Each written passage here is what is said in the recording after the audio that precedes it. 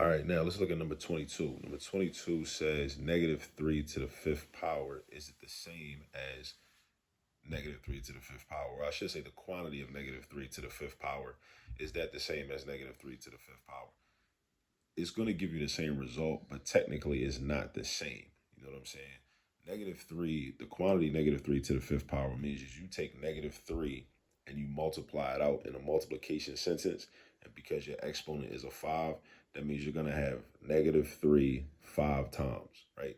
So you have negative 3 written 5 times. 1, 2, 3, 4, 5. The exponent 5 tells you that, gives you instruction. It gives you directions.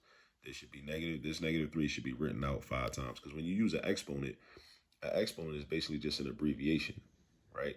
It enables you to express some information in mathematics or algebra or whatever, right? And by using less terms, by writing less, using less expressions, less operator symbols, less multiplication signs, that's what an exponent does, right? But over here, negative 3 to the fifth, that really means this negative sign represents a negative 1, just as it does over here too. It represents that too. But the thing is, when we think about order of operations, right? So you got negative 1 times 3 to the fifth power. You would have to, utilizing the order of operations, you'd have to deal with the 3 to the fifth power first and then multiply negative 1 by that product, right? Now, in this situation, you're still going to end up with negative 243 because 3 times 3 is 9, 9 times 3 is 27, 27 times 3 is 81, 81 times 3 is 243. And then you do negative 1 times 243, which gives you a negative 243. Now over here, and this way it gets a little sketchy sometimes because typically this won't happen. The only reason that these end up being equal is because the exponent is an odd number. We start now with a negative base and the exponent is an odd number. If the exponent was an even number, we would actually get different answers for this. Like let's say this was like negative 3 to the second power, quantity negative 3 to the second power. And then we had negative 3 to the second power. So negative 3 times negative 3 is positive 9, right? Now, I'm imagining, hypothetically, let's say this wasn't out of 5 and this was a 2. This wasn't out of 5 and this was a 2. That's what I'm getting into now. So you can see the difference when the exponent is an odd number versus when the exponent is an even number. When the exponent is an odd number and you're dealing with negative bases, it's not going to make a difference between these two. But if your exponent is an even number and you're dealing with negative bases, it is going to make a difference because negative 3, quantity negative 3 to the second is positive 9 because that's just negative 3 times negative 3, right? Like imagine multiplying these first two joins together, you get positive 9.